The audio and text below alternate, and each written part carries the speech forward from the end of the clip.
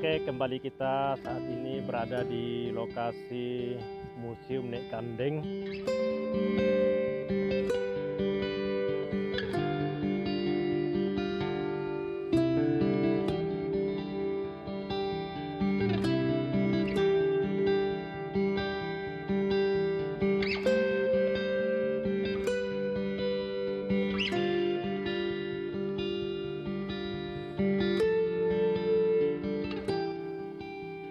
Ya, mari kita bincang-bincang dengan Bapak Petrus Pasulu, di mana beliau adalah anak kandung dari Nek Kandeng ini yang sekarang ini sebagai pengelola Museum Nek Kandeng. Nek Kandeng ini adalah salah satu tokoh adat di masyarakat Toraja ini. Beliau meninggal pada tanggal 3 Agustus 1994 sebagai adat di Toraja. Begitu meninggal atau bahasa Torajanya karudusan, itu sudah diacarakan sebanyak 32 kerbau. Sudah ada salekonya, ada baliannya, lengkaplah kerbau waktu itu. Baru meninggal itu. Iya. Setelah prosesi makaraman itu sekitar 8 hari. Oh, makaraman 8 hari ya? Ya, 8 hari. Lalu setelah itu masukkan di peti, disimpan. Iya. Jadi dari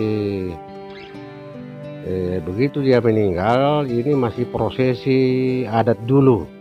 Jadi jenazah itu masih didudukkan di kursi seperti layaknya pengantin, jadi didekorasi seperti itu.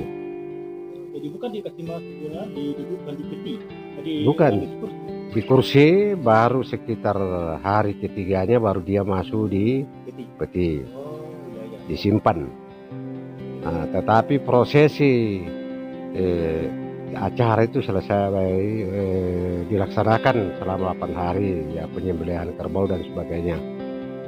Kemudian pada tahun 3 Agustus 1995 kita keluarkan dari peti itu, yang dalam bahasa adatnya namanya mengaro, mengeluarkan jenazah lalu dibalut.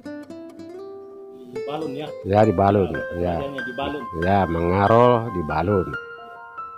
Nah, itu kita juga menyembelih kerbau itu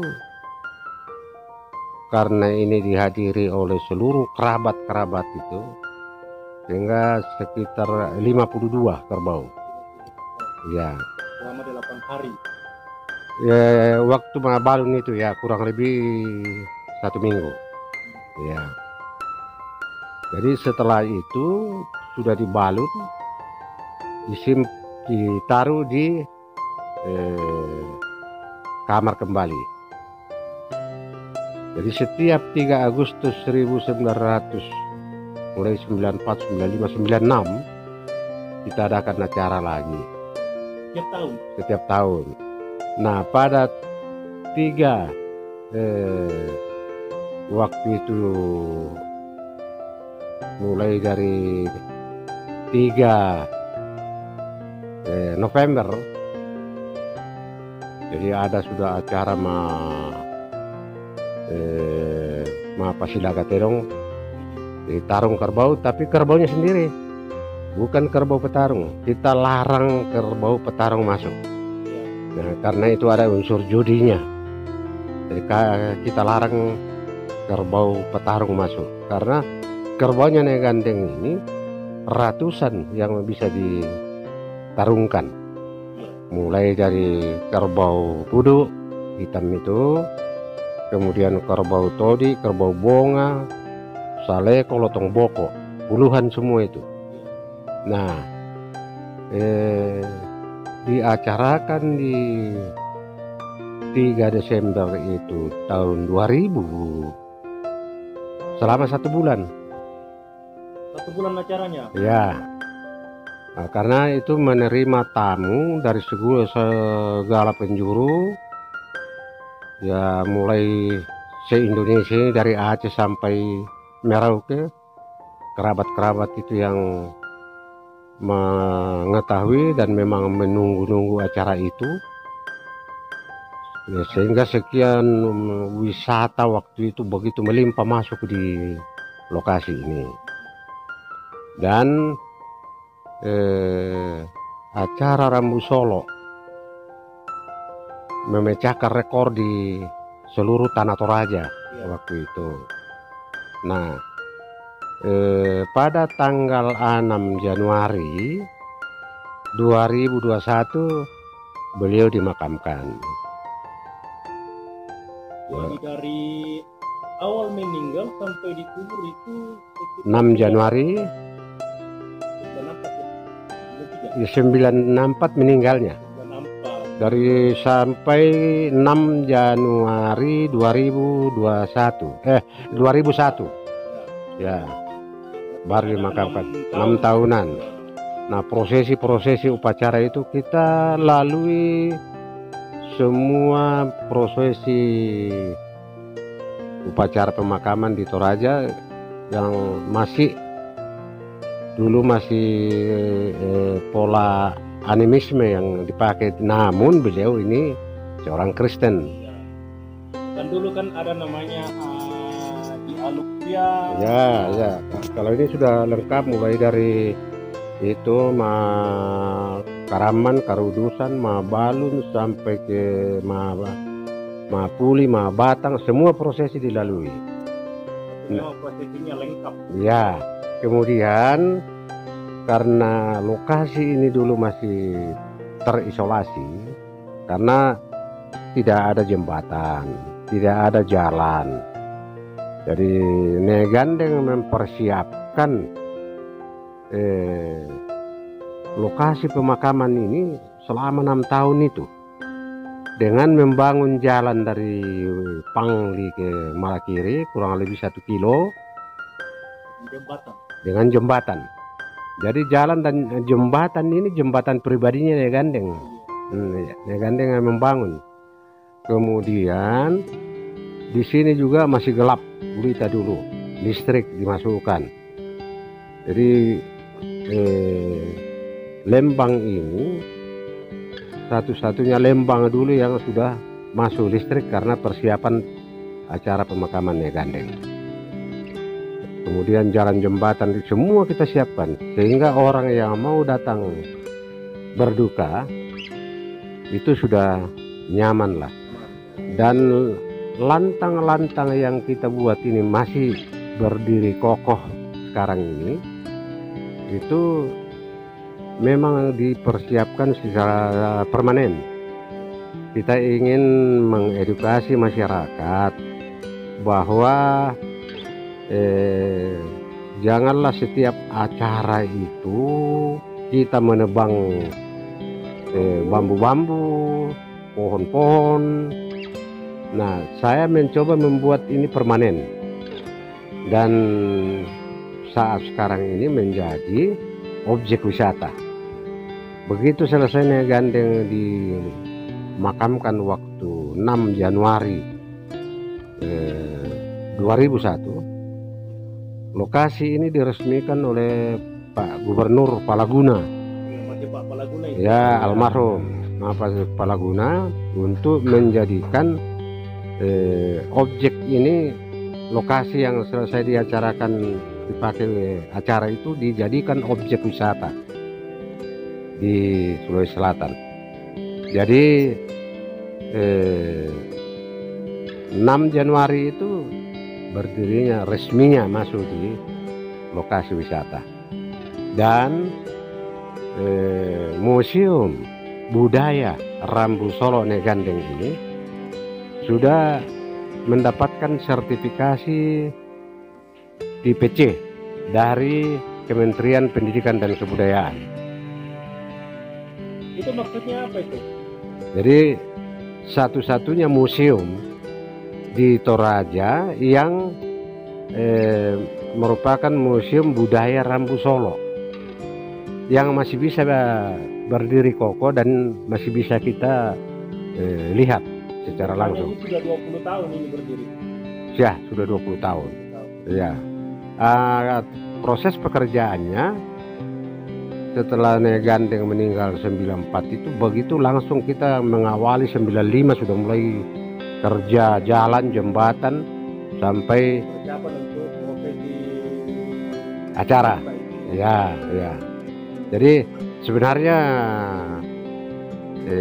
bahasa pesta ini menurut saya itu nggak pas, ya, karena kalau berbicara pesta seolah-olah kita itu hura-hura, masa kita hura-hura di tengah-tengah kedukaan.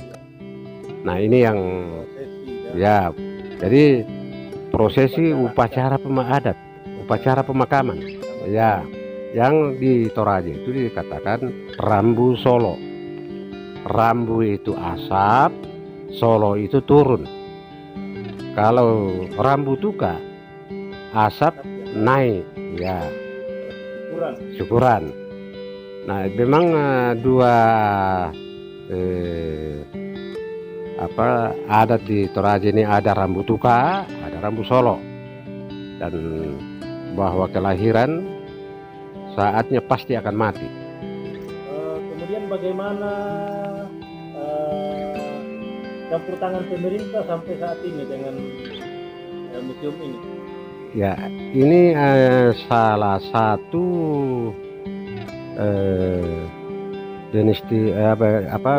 destinasi wisata yang ada di Toraja Utara, dan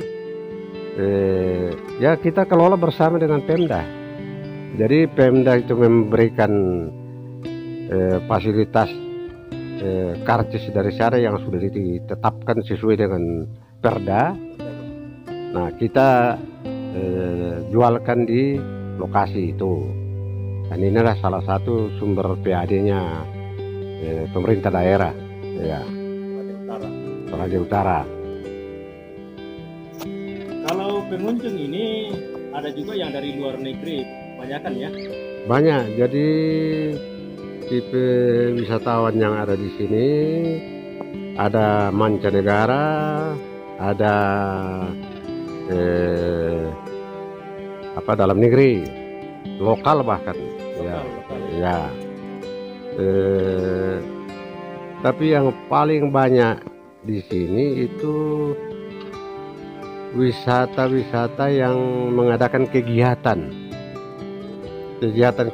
yang dilakukan oleh instansi baik itu swasta maupun pemerintah, itu diadakan di sini. Karena tahun berapa itu diadakan peraya ya? Peraya PPGT se-Indonesia plus Malaysia. Ya.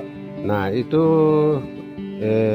kunjungan waktu itu 20.000, kurang lebih 20.000 orang, dan itu dilakukan selama 7 hari.